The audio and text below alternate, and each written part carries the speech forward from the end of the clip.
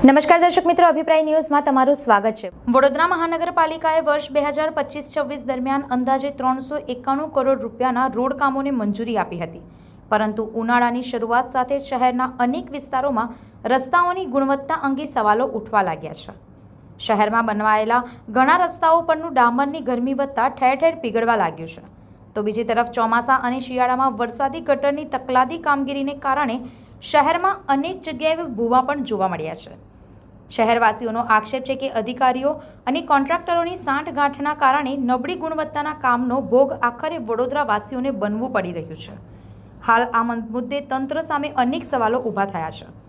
સંવાદદાતા સાથે અભિપ્રાય ન્યૂઝ, વડોદરા। વધુ સમાચાર જોવા માટે અમારી YouTube ચેનલને સબસ્ક્રાઇબ કરો અને જોડાયેલા રહો ફેસબુક, ઇન્સ્ટાગ્રામ અને ટ્વિટર પર।